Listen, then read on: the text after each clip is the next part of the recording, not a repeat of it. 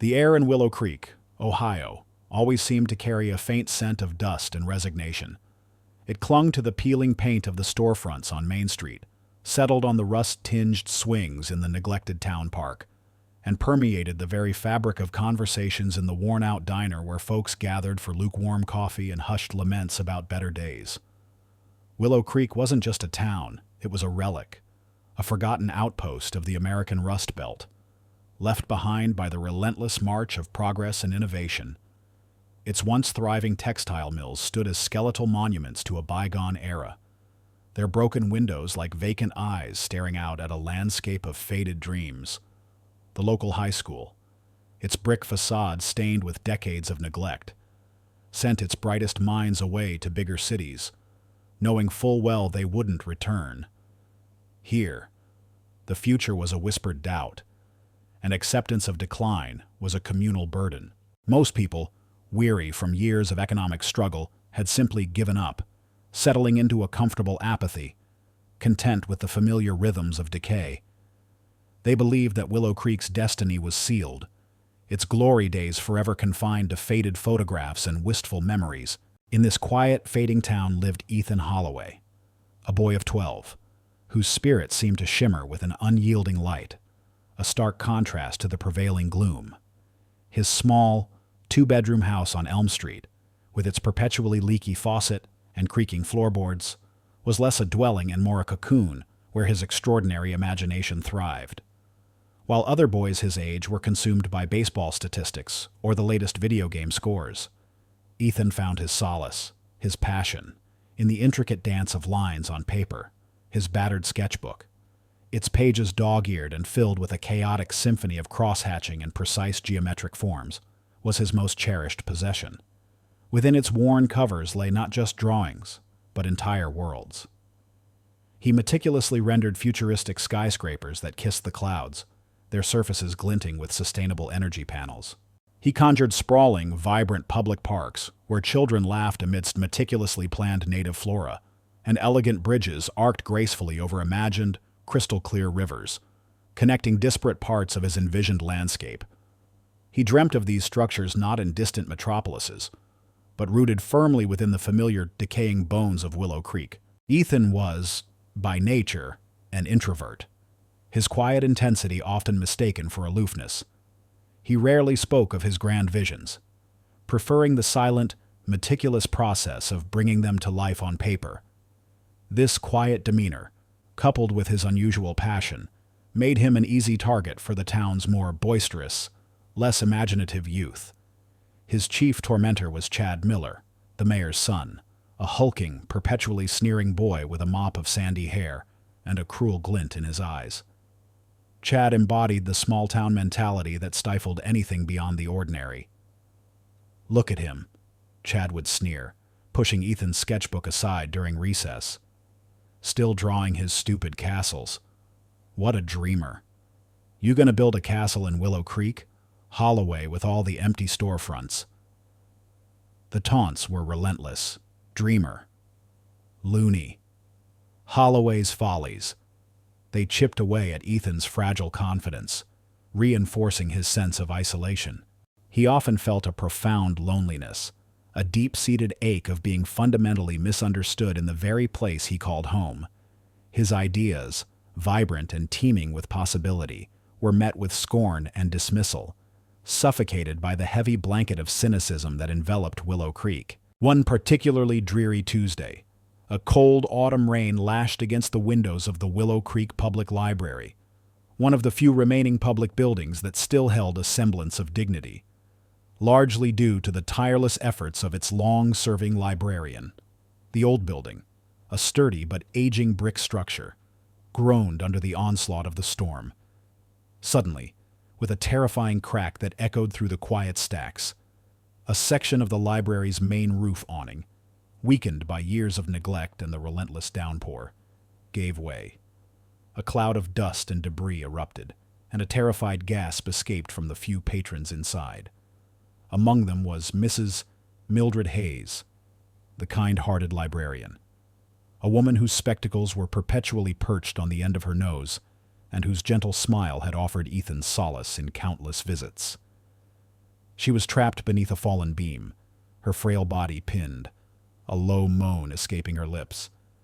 Panic rippled through the small group of onlookers.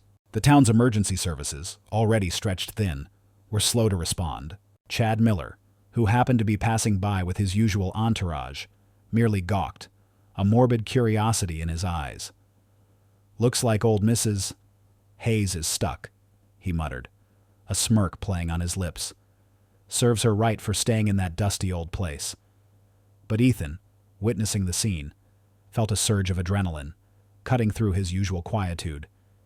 He saw not just a collapsed awning, but a problem, a structural imbalance. His mind, preternaturally attuned to architectural principles, raced. He didn't hesitate. He tore a page from his ever-present sketchbook, his pencil flying across the paper with a focused intensity that belied his age. In a matter of seconds, he had a rough but surprisingly precise diagram. It was a simple yet ingenious solution, an emergency A-frame brace. Utilizing the sturdy, discarded timber beams from a nearby, long-abandoned barn, materials that others saw as useless refuse, but that Ethan instinctively recognized for their dormant strength. He ran towards the small group of bewildered firefighters who had just arrived, their faces grim. "Sir, excuse me," Ethan yelled, holding up his crude drawing, his voice surprisingly firm. "The stress point is here. If you use those old barn timbers, you can create a temporary support structure, a simple A-frame. It will stabilize the load, just long enough." The firefighters, initially dismissive of a scrawny kid, exchanged skeptical glances. But one of them, a weary but open-minded veteran named Chief Thompson, took a second look at the drawing. His eyes widened slightly. The kid wasn't just drawing. He was showing a fundamental understanding of load-bearing principles. "Kid, where'd you learn this?" Chief Thompson asked, a flicker of professional curiosity in his eyes. Ethan stammered slightly. I see how things fit, how they balance." He pointed emphatically to the collapsing awning, his gaze piercing. "It's going to collapse completely in a few minutes. You have to do it now." Driven by the urgency in the boy's voice and the precarious state of the structure, Chief Thompson barked orders. Under Ethan's precise, calm guidance, a startling display of a young boy directing experienced adults, the firefighters quickly retrieved the discarded timbers. Ethan, surprisingly agile for his size, even helped haul some of the lighter beams, his small hands surprisingly strong. He pointed to the exact angles, explained the bracing points with a clarity that astonished the seasoned crew. Within minutes, the rough but effective A-frame brace was in place, shoring up the damaged section of the roof just as it began to groan under renewed pressure. The structure stabilized. Mrs. Hayes, shaken but miraculously unharmed, was gently pulled free. Her face pale with shock, but her eyes filled with immense gratitude as she looked at Ethan. "My boy," she whispered, her voice trembling. "You saved me. You truly did." Ethan didn't seek praise or linger for thanks. He simply nodded, a quiet satisfaction settling in his heart. He gathered his sketchbook and slipped away, leaving the firefighters to secure the scene. This quiet act of bravery, this simple display of his unique insight and his innate desire to help, was his save the cat moment. It demonstrated his inherent goodness, his quick thinking, and a burgeoning talent that transcended the ordinary, cementing his moral compass and ensuring that, in the eyes of the reader, he was already a quiet hero, deserving of every ounce of support in the battles to come.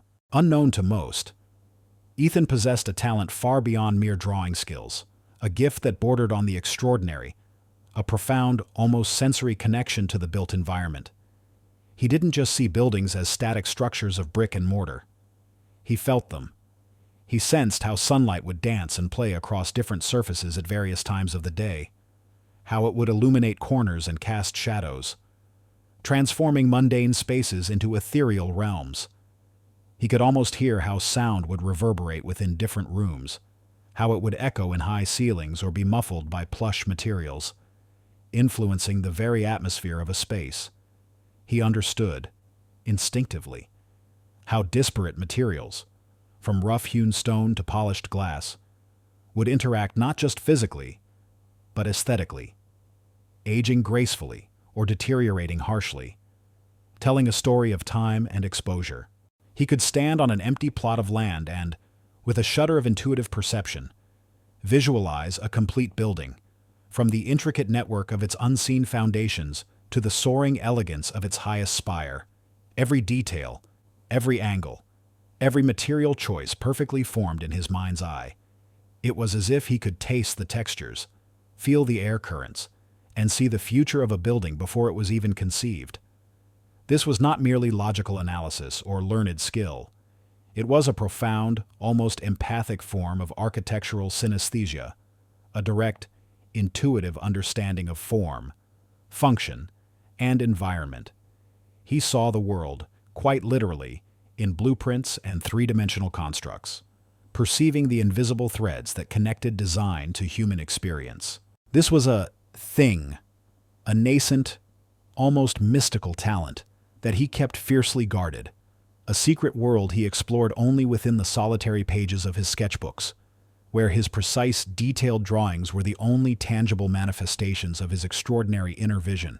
He didn't realize it yet, but this quiet, almost preternatural ability to perceive the true essence of space and structure, to envision not just buildings but the life within them, was the seed of a mystery that would, in time, become the very foundation of his legendary career, and the key to unlocking the future of Willow Creek itself.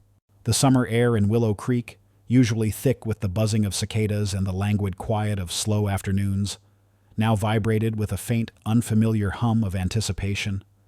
For the first time in decades, a genuine sense of possibility, however fragile, had begun to stir.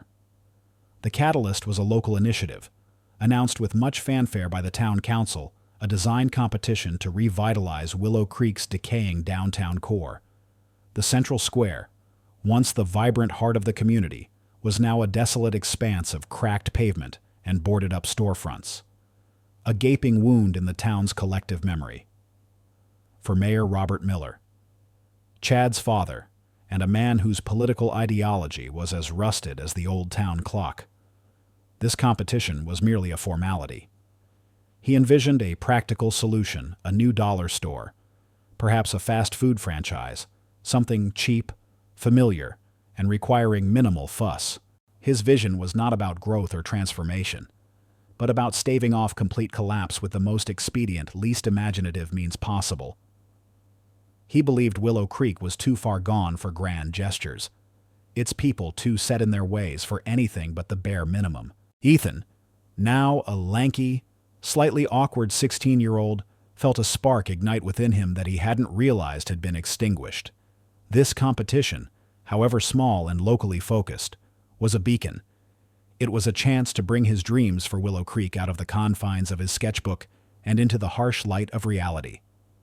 He spent countless nights hunched over his drafting table, illuminated by the glow of a single desk lamp, pouring every ounce of his burgeoning talent into his submission.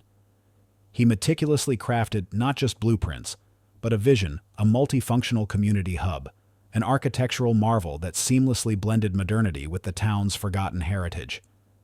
His design featured a sun-drenched, state-of-the-art library with expansive reading nooks and digital learning labs, an adaptable art space for local talents, and a sprawling, verdant public square designed to host farmers markets and community festivals.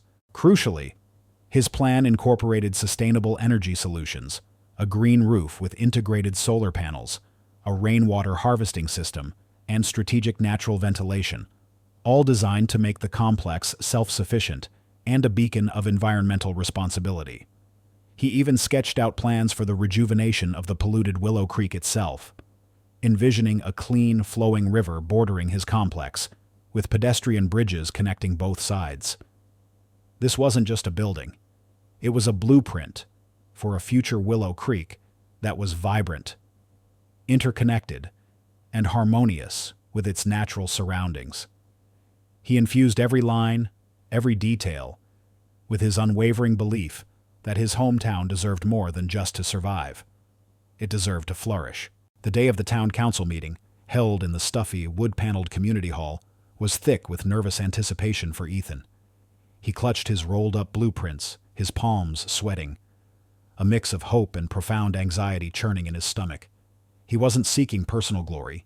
He longed for acceptance, for his ideas to be seen not as childish fantasies, but as viable solutions for the town he deeply loved. He hoped for a glimmer of pride in his father's eyes, a rare commodity in their quiet household. He longed for the town to finally see what he saw. He watched as other, more practical proposals were presented. Dull, cookie-cutter designs for strip malls and fast food outlets met with polite but unenthusiastic applause.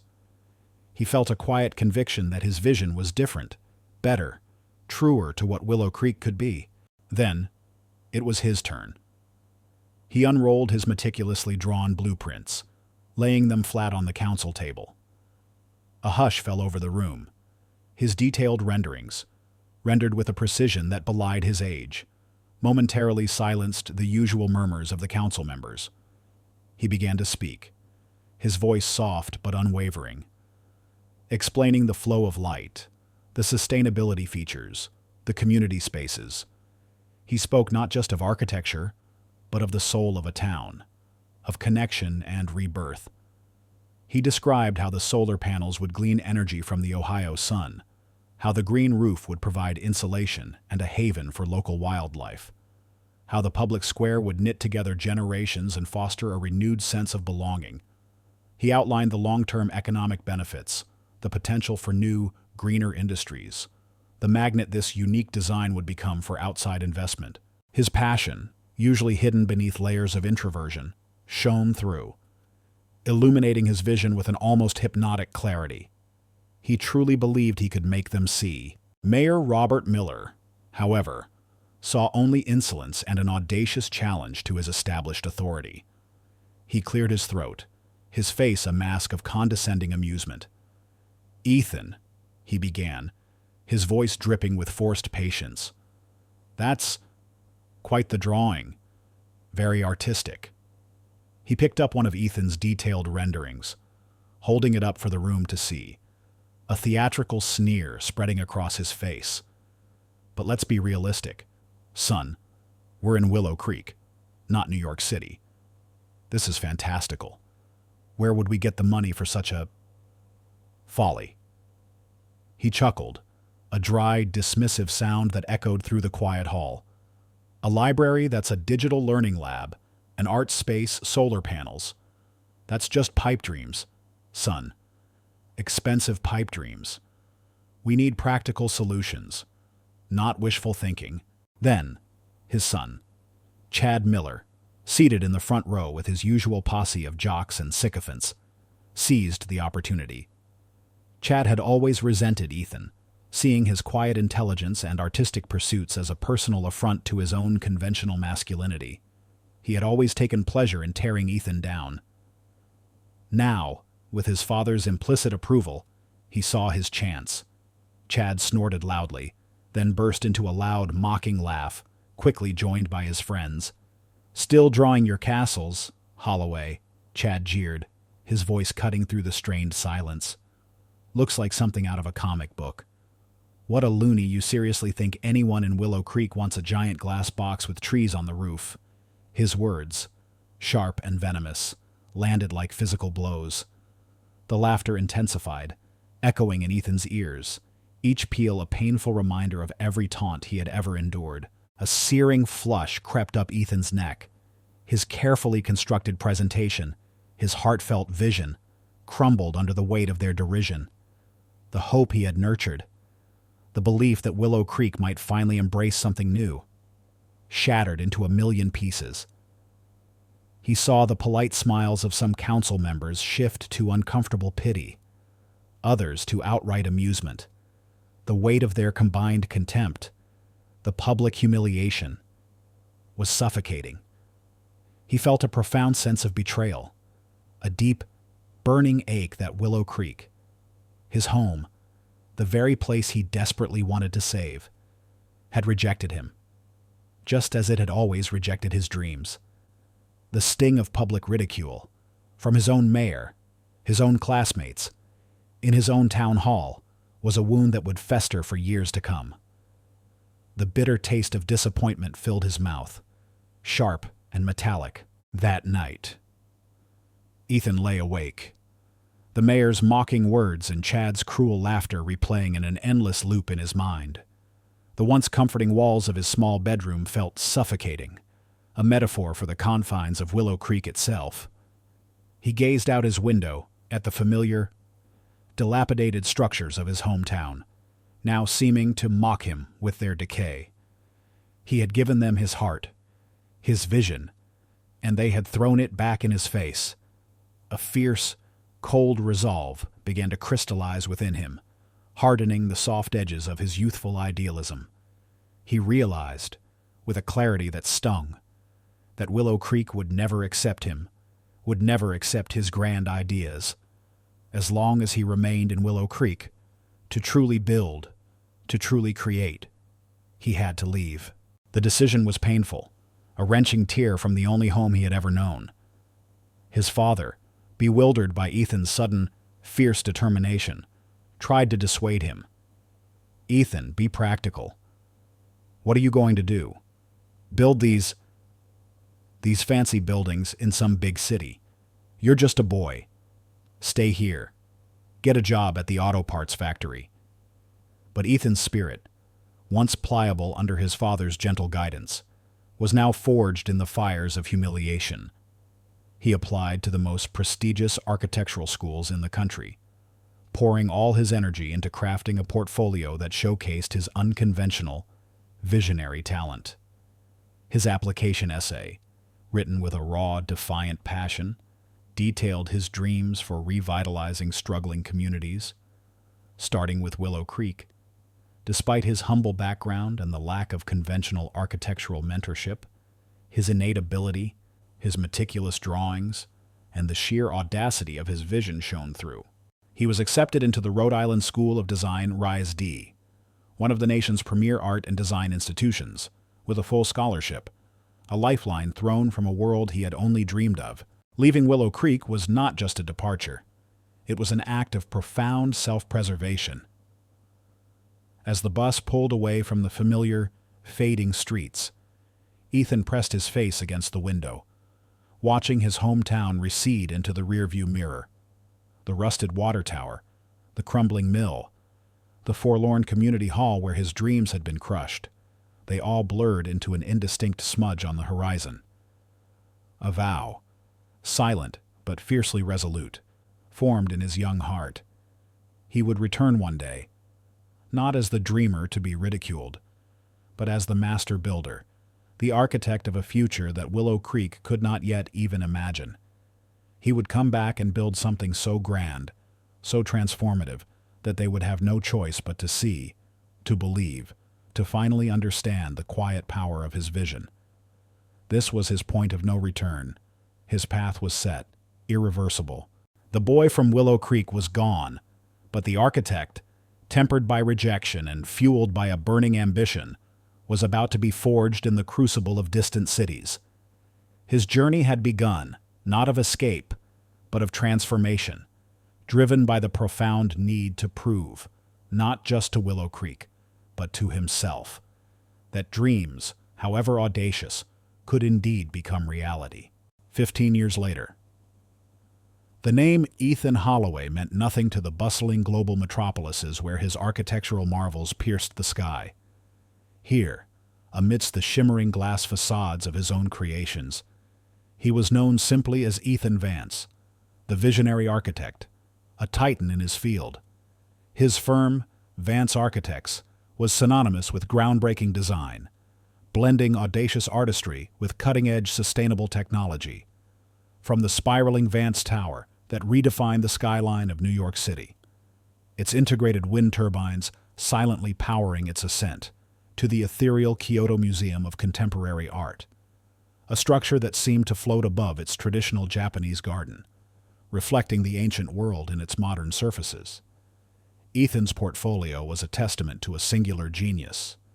He was hailed as the Space Weaver, an architect who didn't just design buildings, but crafted experiences, spaces that breathed and inspired. His work was celebrated in every major design magazine, debated in academic circles, and revered by millions who walked through his creations. Yet, despite this dazzling global success, a peculiar hollowness persisted within Ethan. The accolades, the critical acclaim, the endless stream of commissions, none could quite fill the void left by his past. A part of him, an unhealed wound, still ached for the quiet validation of his hometown. Willow Creek, Ohio, remained a distant, almost spectral scar on his memory. He often found himself gazing at satellite images of the town online, tracing the familiar, decaying lines of its streets, seeing the increasing patches of brown where once vibrant businesses had ceased to exist.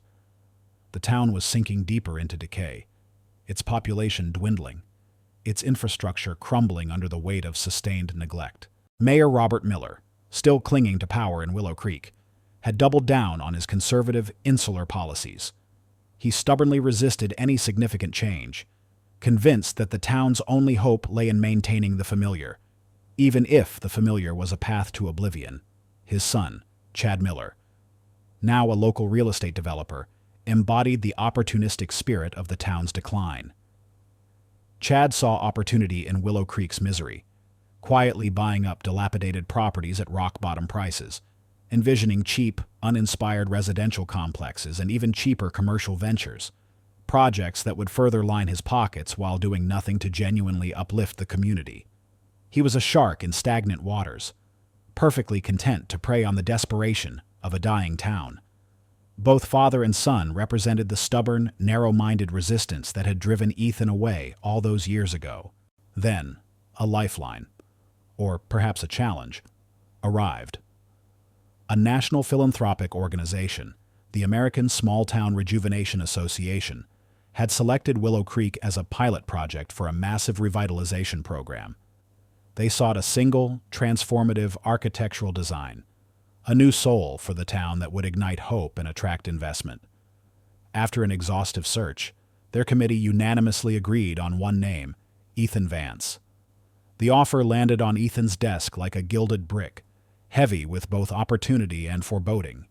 He felt an immediate jolt of conflicting emotions.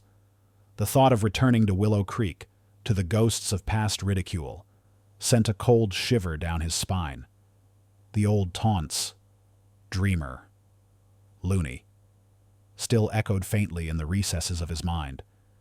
He hesitated, his finger hovering over the delete button of the email. But then, an unexpected, deeply personal plea swayed him. An email, simple and heartfelt, arrived from Mrs. Mildred Hayes, the kind librarian he had saved all those years ago.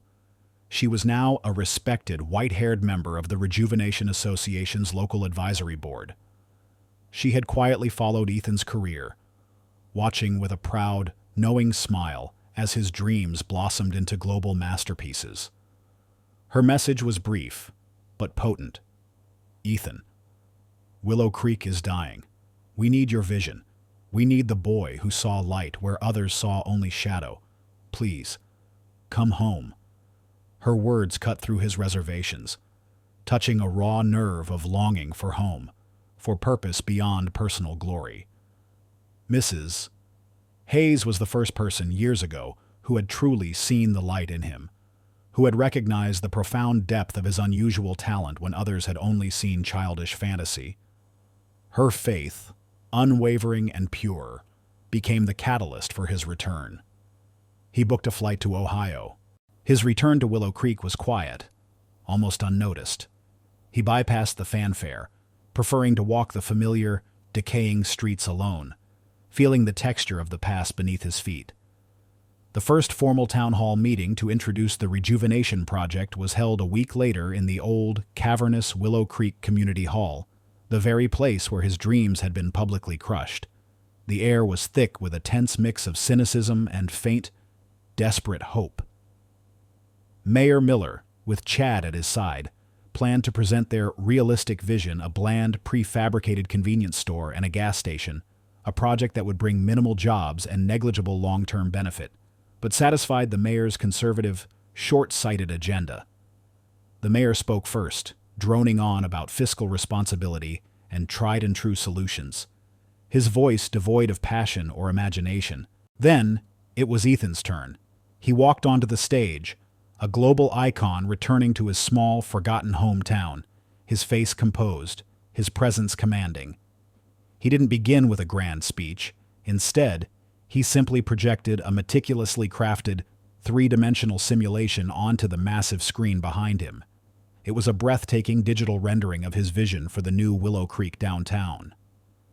The dilapidated main square transformed into a vibrant, multifunctional community complex, a sleek, glass and timber community center, crowned with a living green roof and shimmering integrated solar panels. A modern, open-plan library, with expansive reading nooks and cutting-edge digital learning labs, and a sprawling, verdant public plaza designed to host bustling farmers markets and lively community festivals. The simulation flowed seamlessly, showcasing how natural light would flood the interior spaces, how recycled local materials would create a warm, inviting atmosphere, and how the entire structure would generate more energy than it consumed, becoming a self-sustaining beacon of innovation. Ethan spoke, his voice calm, resonant, and filled with an almost poetic understanding of space and form. He wasn't just describing a building. He was weaving a narrative of light, air, and human connection. He elaborated on the intricacies of the design, the way the rainwater harvesting system would feed the lush gardens, the precise angle of the solar panels to maximize energy capture, the strategic placement of natural ventilation shafts to reduce cooling costs. He explained how the once polluted Willow Creek River, flowing alongside his envisioned complex, would be purified through a series of natural biofiltration wetlands, becoming a clear, sparkling feature, with elegant pedestrian bridges connecting both banks. He spoke of the economic model, how the building would attract eco-tourism, generate green jobs, and become a hub for small, sustainable businesses.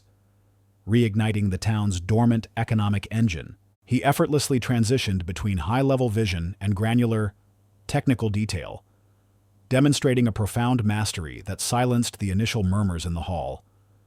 He wasn't just presenting a plan, he was unveiling a future, seeing and describing every minute aspect with a clarity that felt almost prophetic. He showed them the future he had always carried in his mind, the intricate details of light on glass, the hum of sustainable energy, the laughter echoing in the new town square, all made palpable through his vivid presentation. As he concluded, a ripple of hushed awe swept through the room. Mrs. Hayes, seated in the front row, dabbed at her eyes with a tissue, a look of profound vindication on her face. Her unwavering faith in him had been repaid 1,000-fold. Other members of the Rejuvenation Association board nodded in silent approval, their initial skepticism completely obliterated by the sheer brilliance of his vision. However, Mayor Robert Miller and Chad Miller, sitting side by side, shared a look of growing unease, then outright hostility. They had witnessed the presentation with a mounting sense of dread. Mayor Miller, his face tightening into a grimace, saw his own outdated policies exposed, his lack of vision laid bare before the very community he purported to lead. He felt a deep surge of envy, a bitter recognition of Ethan's undeniable genius, a genius he had once so casually dismissed. His pride, his carefully constructed facade of pragmatic leadership, was crumbling under the weight of Ethan's dazzling presentation. Chad Miller, ever the opportunist, felt a more visceral, immediate threat. Ethan's grand vision directly imperiled his own selfish, short-sighted real estate schemes. A revitalized, thriving downtown would make his cheap land acquisitions and uninspired developments worthless. He saw his future profits evaporating, his carefully laid plans for personal enrichment collapsing before his eyes. The public adoration for Ethan, the palpable shift in the room's energy, ignited a bitter jealousy within him, a venomous desire to destroy Ethan's return before it could truly take root. He leaned over and whispered fiercely to his father, his voice laced with a cold, calculating malice. "We can't let him build this, Dad. It'll ruin everything. Our plans, your legacy. The decision was swift and unspoken between them. Ethan Vance, the prodigal son who had returned to outshine them, had to be stopped. They would not just oppose his ideas, they would systematically undermine his credibility, leveraging every connection, every old rumor, every fear within the town to turn the tide against him. The political game, already dirty, was about to descend into outright sabotage. They would use the very public's initial adoration to stir doubt, to paint him as an outsider, a profiteer, someone who had abandoned Willow Creek and now sought to exploit its vulnerability. Their actions, subtle at first, would be a clear demonstration of their animosity, setting the stage for the escalating conflict.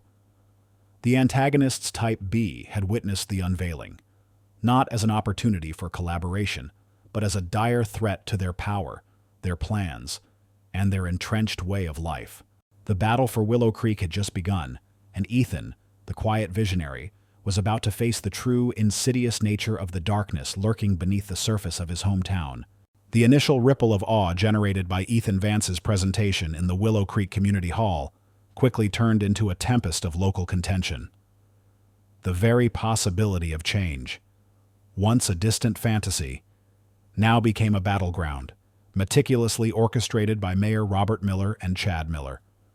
They launched a relentless and insidious smear campaign against Ethan, twisting his global success into a weapon of suspicion. Local newspapers, heavily influenced by the mayor's political machine, ran editorials questioning Ethan's motives, portraying him as an arrogant outsider who had abandoned Willow Creek for greener pastures and now sought to profit from its desperation.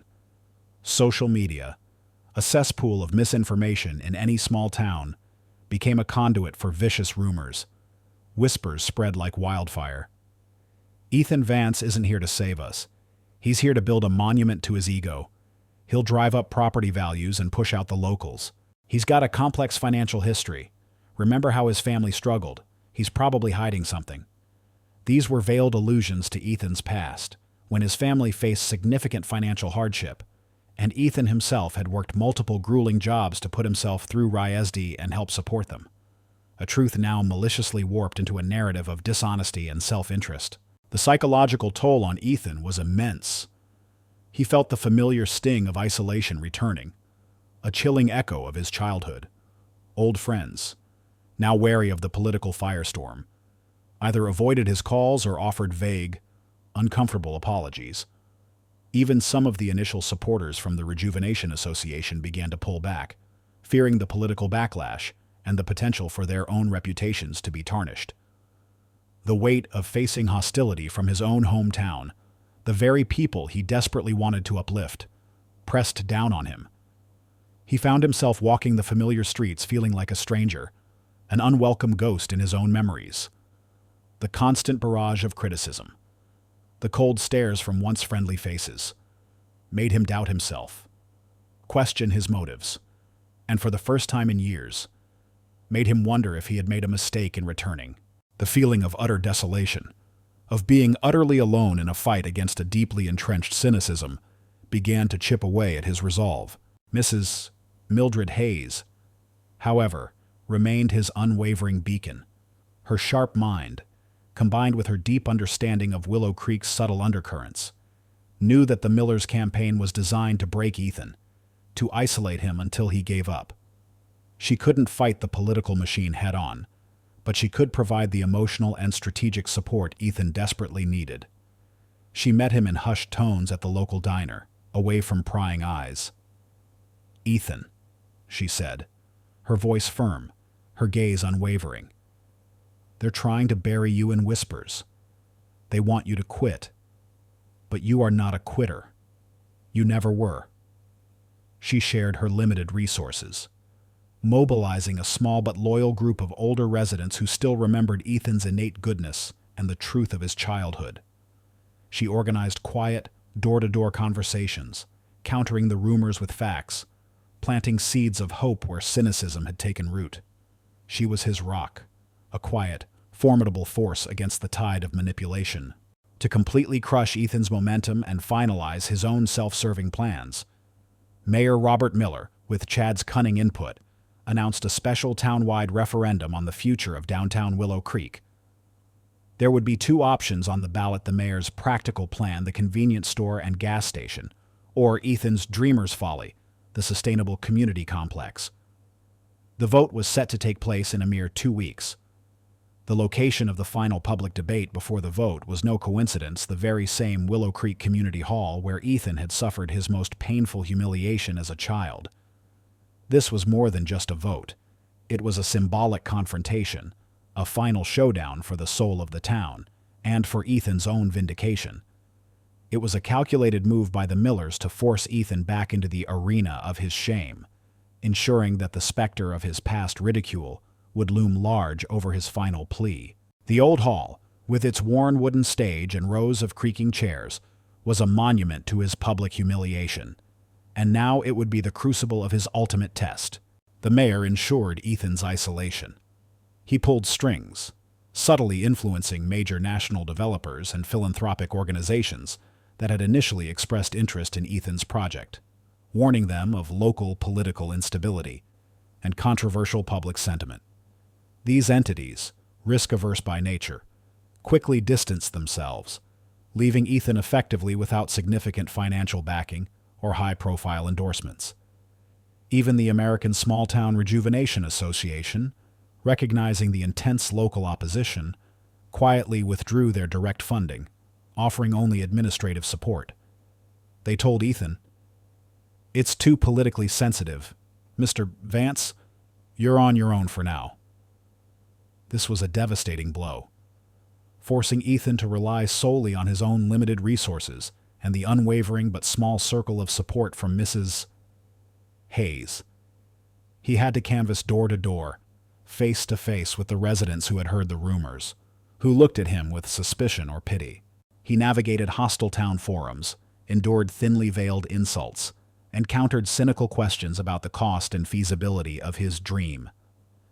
Each interaction was a battle, a small confrontation that chipped away at his spirit, forcing him to revisit the raw pain of rejection he had experienced as a boy.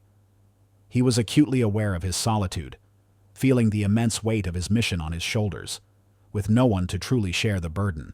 The 2-week countdown became a relentless, invisible executioner. Chad Miller, in a brazen act of calculated sabotage, hired local contractors under the guise of pre-construction assessment to further damage the old, abandoned textile mill that Ethan planned to adapt into his temporary project office. They subtly weakened key structural supports and, accidentally, knocked out the main power lines, delaying Ethan's initial setup and driving up unexpected repair costs. This forced Ethan to divert precious time and resources away from his campaign, pushing him to the brink of exhaustion. He worked 16-hour days, fueled by stale coffee and a burning sense of injustice, refining his plans, preparing his final presentation, and trying to rally support against a tide of well-funded disinformation. He needed something tangible, something undeniably compelling, to shatter the cynicism and win over the hearts and minds of a deeply skeptical populace. He had to create a physical manifestation of his vision, something that would transcend mere blueprints and touch the very soul of Willow Creek. The clock was ticking, louder and louder with each passing day, pushing him towards an impossible deadline, forcing him to dig deeper than ever before into his wellspring of creativity and resilience. The gauntlet had been thrown, and Ethan Vance, the solitary dreamer, was ready to walk through it, alone, towards his final, harrowing confrontation. The air in the Willow Creek Community Hall crackled with a palpable tension. It was the day of the town referendum, the culmination of weeks of bitter campaigning, whispered rumors, and desperate hope. Every seat in the hall was filled, and people spilled into the aisles, their faces a mixture of weariness, skepticism, and a faint, almost imperceptible flicker of curiosity. Mayor Robert Miller, resplendent in a freshly pressed suit, took the stage first. He droned through a rehearsed presentation, his voice flat, his words devoid of any real passion. On the large projector screen behind him, bland, Grayscale schematics of the proposed convenience store and gas station flickered into view, functional, uninspired, and utterly devoid of soul.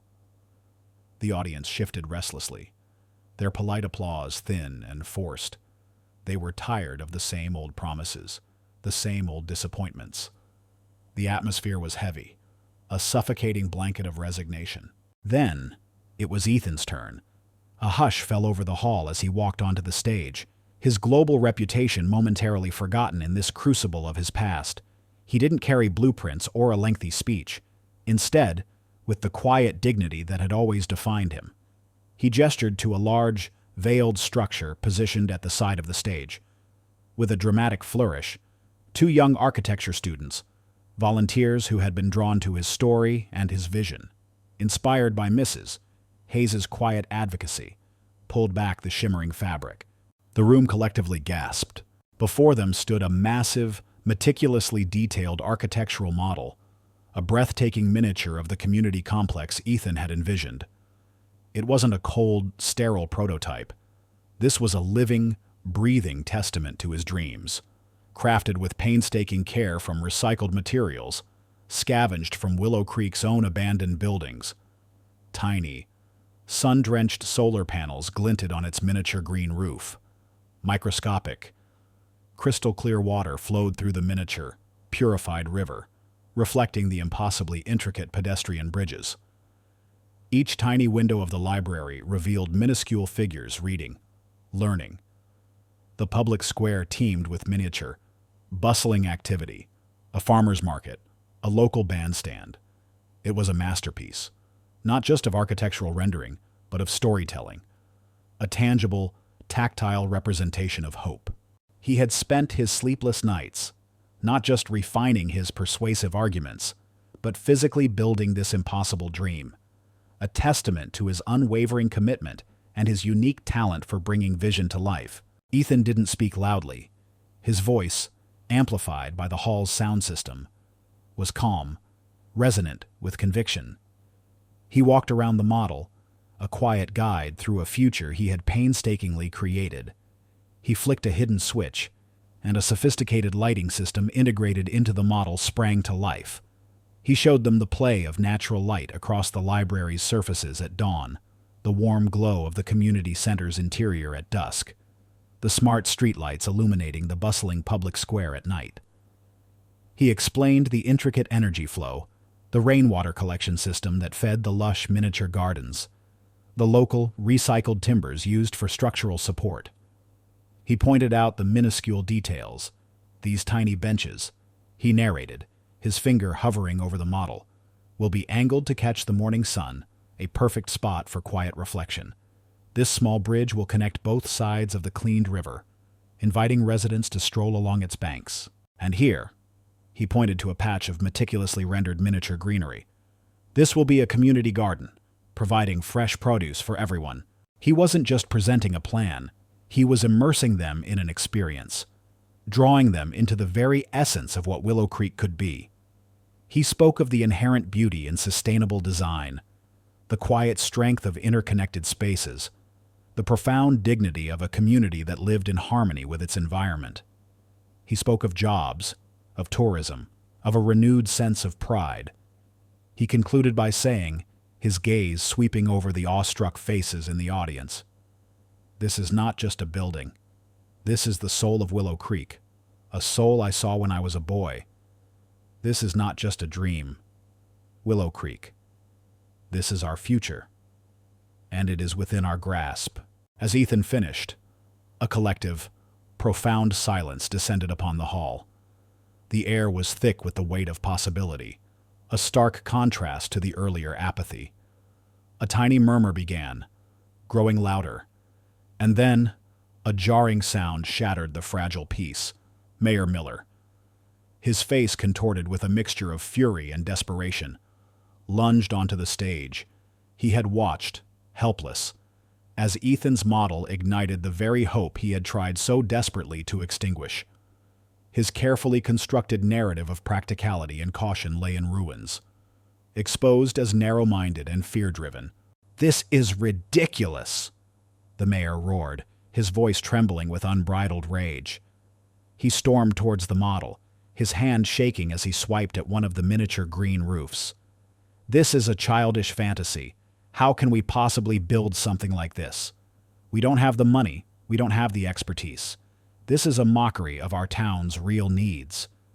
With a sickening crack, a small section of the meticulously crafted model, the very piece depicting the self-sustaining green roof, detached and tumbled to the floor. "He's a dreamer. Willow Creek always was. Always will be. He's just trying to sell you a fantasy." The mayor's voice echoed with the same contempt, the same derision that had haunted Ethan's childhood. The hall fell silent again, a terrifying, suffocating quiet. All eyes turned to Ethan, whose face was unreadable. It was the same moment, the same type of public humiliation that had driven him from Willow Creek years ago. The past, a relentless phantom, had returned to claim its victim. The tension was unbearable, a collective bated breath held in the room, everyone waiting to see if the dreamer would finally break. But Ethan did not break. A deep, quiet strength, forged in years of solitary pursuit and global success, settled within him. He did not yell back. He did not show anger. Instead, with deliberate, unhurried grace, he bent down, retrieved the fallen piece of the green roof, and carefully, meticulously, clicked it back into place. The tiny solar panels aligned perfectly. The miniature foliage nestled back into its verdant embrace. The gesture was small, but profound.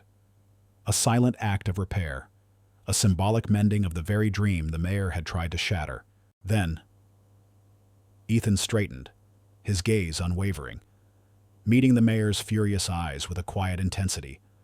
His voice, calm and steady, resonated through the hall, cutting through the mayor's fading bluster. "Mr. Mayor," he began, his tone respectful yet firm. "You are right. This is a dream. But it is a dream I have carried in my heart since I was 12 years old, since I was first called a dreamer in this very room." His eyes flickered towards Chad, then back to the mayor. A subtle, almost imperceptible acknowledgement of their shared history of ridicule. "And now," Ethan continued, his voice swelling with quiet power, "I have made dreams like this a reality all over the world." He turned and gestured to the large screen behind him. It sprang to life, no longer displaying his Willow Creek model, but a rapid-fire montage of his most iconic global projects, the shimmering Vance Tower in New York, the flowing curves of the Kyoto Museum, the innovative eco-friendly university campus in Berlin. Images of these magnificent, fully realized structures, bathed in light, bustling with life, flashed across the screen, undeniable proof of his genius. Every single one of these projects, Ethan's voice resonated, began as a dream, just like Willow Creek. They were built with materials and techniques you call impractical. But I didn't just have a dream for Willow Creek, Mr. Mayor. I have the experience, the technology, and most importantly, I have the unwavering dedication to make this dream a tangible reality. He then pulled from his jacket pocket a crumpled, faded piece of paper. It was the very same rudimentary sketch of the A-frame brace he had drawn all those years ago to save Mrs. Hayes and stabilize the library roof. He held it up, a silent, powerful testament to his past, to his intuitive talent that had been dismissed. "This," he said, his voice softer now, yet filled with a profound emotional weight. "This was the very first blueprint I ever truly believed in. A blueprint for saving. I have learned how to build since then. I have learned how to turn dreams into concrete and steel, into living, breathing spaces. And I will build Willow Creek into something truly great." For a long moment, the hall remained silent, transfixed. Then, a single, clear clap broke the stillness. It was Mrs. Hayes, her eyes shining with unshed tears, her face alight with an almost beatific joy. Her lone applause rippled outwards, picked up by other members of the Rejuvenation Association. then by the architecture students. And then, like a dam breaking, a thunderous roar erupted from the entire audience. The sound swelled, a powerful, surging wave of applause, cheers, and even muffled sobs. Faces that had been etched with skepticism and weariness now shone with a brilliant, undeniable hope. Tears streamed down the faces of longtime residents, not of sorrow, but of release, of a profound, visceral understanding. They weren't just applauding a building, they were applauding their own lost hope, now resurrected. They were applauding the boy they had once ridiculed, now returned as a beacon of their future. Mayor Miller, standing frozen on the stage, watched his carefully constructed authority crumble into dust. His face, once red with anger, turned an ashen gray. His eyes, wide with a chilling mixture of disbelief and utter defeat, darted wildly between the triumphant Ethan and the roaring, vindicated crowd. His power, his influence, everything he had clung to, evaporated in the face of such undeniable truth and overwhelming public support. Chad Miller, lurking in the shadows at the back of the hall, saw his selfish plans for easy profit disintegrate before his eyes, replaced by a vision far grander than his meager ambitions. He slipped out quietly, unnoticed in the jubilant chaos. When the referendum votes were counted, the result was a landslide, an overwhelming mandate for Ethan's vision. The dreamer had not only been vindicated, he had won. The Willow Creek Community Hall, once the arena of his deepest shame, had become the stage for his most profound triumph. The town, at last, had opened its eyes, not just to a new future, but to the quiet, undeniable power of its own heart, finally beating with renewed hope, led by the prodigal son who had dared to dream bigger than them all. The electrifying catharsis of the town hall meeting, the roar of vindication that had swelled through the Willow Creek Community Hall, slowly began to subside, giving way to the steady hum of construction and the quiet, diligent work of rebuilding. The overwhelming mandate for Ethan's vision sent an undeniable message, not just to the town, but to the architects of its stagnation. The immediate aftermath was a whirlwind of activity, characterized by a swift and decisive reckoning for those who had obstructed progress and a profound shift in the town's trajectory. The consequences for Chad Miller, whose ambition had curdled into outright malice, were swift and absolute. His carefully laid plans for exploiting Willow Creek's decline for personal gain crumbled with the landslide vote. His quiet acquisitions of dilapidated properties, once a shrewd strategy, now seemed cynical and opportunistic in the harsh light of public scrutiny. The national investors he had courted, wary of the intense public backlash against his tactics and the new, ethically charged atmosphere in Willow Creek, abruptly pulled their funding from his proposed developments. Local banks, once eager to lend, now saw him as a toxic asset, his reputation irrevocably tainted. Social ostracism followed. The small network of cronies who had benefited from his schemes quickly abandoned him, seeking to distance themselves from his downfall. Chad found himself financially ruined and socially isolated. His attempts to re-establish his real estate business in a larger anonymous city proved futile. His reputation as a parasitic opportunist preceded him. He became a cautionary tale in the regional real estate circles, a stark example of ambition unmoored from ethics. Stripped of his wealth, his influence, and his carefully constructed facade of success, he eventually faded into obscurity, a bitter, forgotten figure whose only legacy was the abject failure of his self-serving plans. He never returned to Willow Creek, haunted by the specter of his colossal defeat and the vibrant new future he had desperately tried to prevent. His was a fitting end for a character whose motivations had been purely self-serving and destructive, a complete and total loss of everything he had held dear. Mayor Robert Miller, though wounded and publicly humiliated by his son's exposed machinations and his own profound misjudgment, chose a different path. The overwhelming vote, a direct repudiation of his long-held, rigid conservatism, forced him into a stark confrontation with reality. While still prone to bouts of stubborn pride, the sheer depth of Ethan's vision and the palpable joy it had ignited in the townspeople chipped away at his defenses. He saw, perhaps for the first time, the true cost of his own inflexibility and the damage his cynicism had inflicted on Willow Creek. The public calls for his immediate resignation were immense, but surprisingly, he chose not to cling to power. In a somber, heavily attended town council meeting just weeks after the referendum, Mayor Miller, his face drawn but his voice devoid of its usual bluster, made a public apology. It was far from eloquent, tinged with a lifetime of ingrained formality, but it was undeniably sincere. "I stand before you today," he began, his gaze briefly meeting Ethan's. "As a man who made mistakes, I allowed my caution, perhaps my stubbornness, to overshadow the boundless potential that was right here, in our own town, in the vision of Mr. Vance. I failed to listen. I failed to truly see. And for that, Willow Creek, I offer my profound apologies." He announced his decision to not seek re-election at the end of his current term, creating a clear path for new leadership.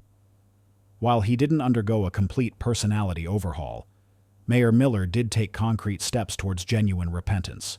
He used his remaining time in office to actively facilitate Ethan's project, cutting through bureaucratic red tape and personally lobbying for state grants that would accelerate the revitalization. He even attended groundbreaking ceremonies, standing quietly at the back, observing the progress with a look of growing, if still grudging, admiration. He evolved from an outright antagonist to a humbled, albeit still somewhat reserved, advocate, a testament to the powerful, transformative impact of undeniable truth. His slow, deliberate shift demonstrated that even the most entrenched minds could, given irrefutable evidence, begin a journey toward atonement. The referendum was more than a victory for Ethan. It was a profound, meaningful opportunity that truly leveraged his exceptional talent. With the overwhelming mandate from the town, coupled with the renewed interest from the American Small Town Rejuvenation Association and a fresh wave of philanthropic donations and investment inquiries from global entities, Ethan was given unprecedented authority. He was not merely hired to design a building. He was entrusted with the complete architectural overhaul of downtown Willow Creek. This was no longer just about the community complex. It was about transforming the entire urban core into a model of sustainable, community-centric urban planning. He assembled a dream team of urban planners, environmental engineers, and local artisans, all working under his direct supervision. The project was his magnum opus, a chance to apply his global expertise to the very place that had once dismissed him, proving that his most audacious dreams could indeed take root in the most unexpected soil. This was a gift of purpose, allowing him to heal the scars of his past by rebuilding the very foundation of his home. He wasn't just designing buildings. He was meticulously weaving the threads of community, memory, and future into a vibrant tapestry. Months later, the skeletal steel framework of the new community complex began to rise from the ground, a towering symbol of rebirth against the autumnal sky. The site, once a desolate expanse of rubble and forgotten dreams, now bustled with the controlled chaos of construction. One crisp autumn afternoon, Ethan found himself sitting on a newly installed wooden bench in what would soon be the sweeping public plaza, overseeing the synchronized movements of cranes and construction workers. Beside him sat Mrs. Mildred Hayes, her white hair catching the golden light of the setting sun, her eyes sparkling with quiet triumph. The air carried the scent of freshly cut timber and damp earth, a welcome fragrance of progress. "It's really happening, Ethan," Mrs. Hayes murmured, her voice soft, filled with a profound sense of wonder. She gestured towards the towering steel beams, reaching for the heavens. "The mayor, he called your ideas follies. Look at it now. It's magnificent. You did it. You brought hope back to Willow Creek." Ethan smiled, a rare, genuine smile that crinkled the corners of his eyes, his gaze fixed on the nascent structure. "It wasn't just my dream, Mrs. Hayes," he corrected gently, his voice carrying the humble weight of hard-won wisdom. It was Willow Creek's dream.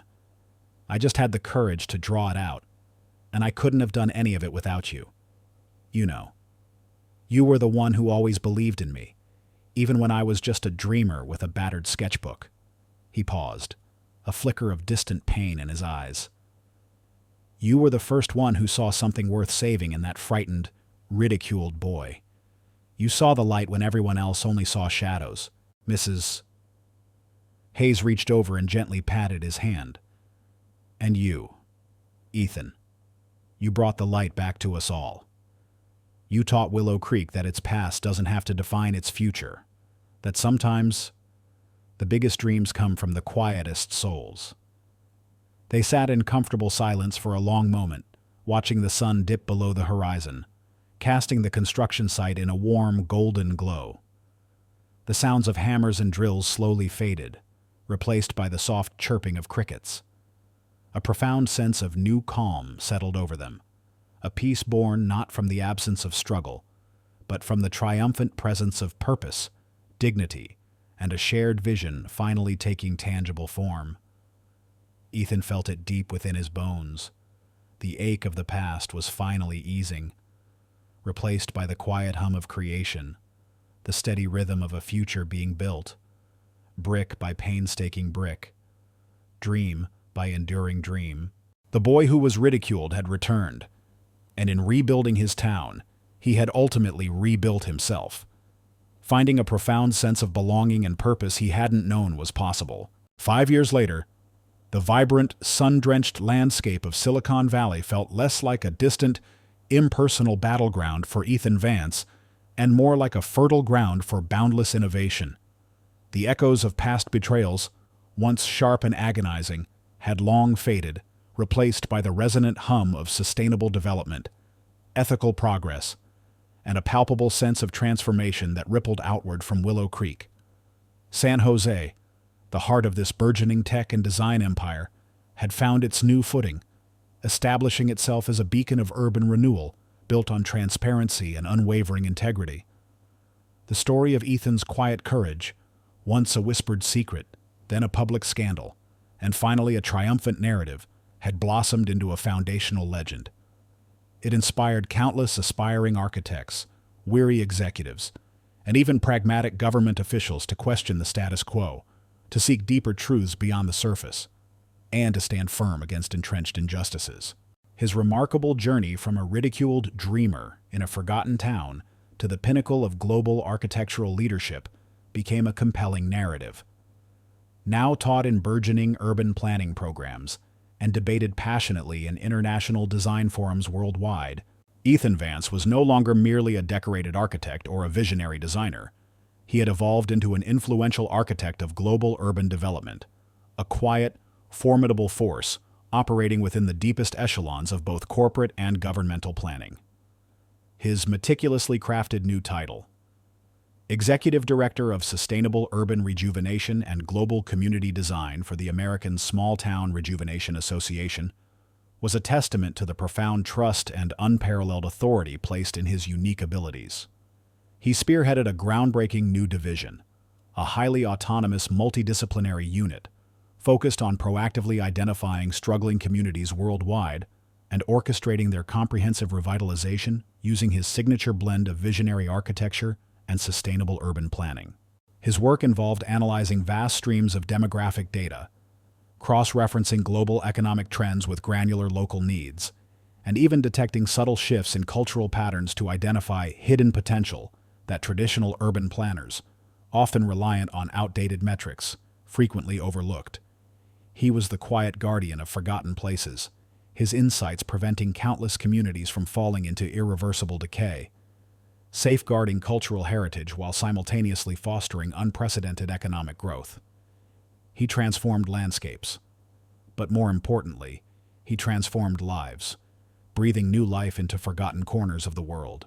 His reputation, once meticulously salvaged from the brink of public ruin, now commanded universal respect and profound admiration. Ethan became a highly sought-after strategic consultant for major international development organizations, from the United Nations Human Settlements Program UN Habitat to the World Bank. His name whispered with reverence in the highest halls of global development. He frequently delivered impassioned keynote addresses at prestigious urban planning conferences like the World Urban Forum and the Congress for the New Urbanism, his calm demeanor and piercing insights into community-centric design captivating audiences numbering in the tens of thousands. He authored a widely acclaimed, best-selling memoir, The Architecture of Hope Rebuilding Towns, Restoring Dreams, a gripping account of his ordeal that became required reading for urban planners, policymakers, and executive leadership alike. The book not only chronicled his personal fight for justice, but also provided invaluable, practical insights into the subtle art of identifying dormant potential within struggling communities, leveraging local resources, and the profound power of empowering grassroots initiatives. He shared his unique methodology for visualizing and manifesting transformative change through comprehensive urban design. His once solitary life was now rich with profound purpose, global impact, and deeply meaningful connections. He maintained close ties with Mrs. Mildred Hayes, their bond forged in the crucible of shared adversity. Mrs. Hayes, now a celebrated elder stateswoman within the American Small Town Rejuvenation Association, served on its national board, frequently collaborating with Ethan, their combined wisdom a formidable force for social good. Ethan also became a deeply admired mentor to countless young architects and urban designers, imparting not just tactical knowledge of sustainable practices, but the profound importance of ethical design, community engagement, and the courage to trust one's intuitive vision, even when it defies conventional wisdom. His life had blossomed into a profound second spring, a flourishing of unparalleled meaning and undeniable impact, rooted in his unwavering commitment to social justice and his unique, indispensable contribution to global community building. The figures who had played their pivotal parts in Ethan's arduous ordeal had, in the intervening years, unequivocally met their unyielding destinies, their stories serving as stark, cautionary lessons for all who witnessed their fall and rise. Chad Miller, whose short-sighted ambition and outright malice had once threatened to derail Willow Creek's future, remained lost in the depths of his own bitter obscurity. His attempts to resurrect his real estate career in various distant cities had consistently failed, his reputation as a predatory opportunist preceding him.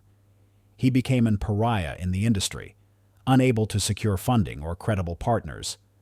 The vast sums of money he had managed to accumulate through his unethical dealings were meticulously traced and largely seized through various civil lawsuits brought by former disgruntled business partners and community advocacy groups, leaving him financially crippled and socially ostracized. He lived a meager, isolated existence, his name synonymous with the ultimate corporate malfeasance and the catastrophic self-destruction wrought by unchecked greed. He was a forgotten, unmourned figure, a chilling testament to the crushing finality of moral decay.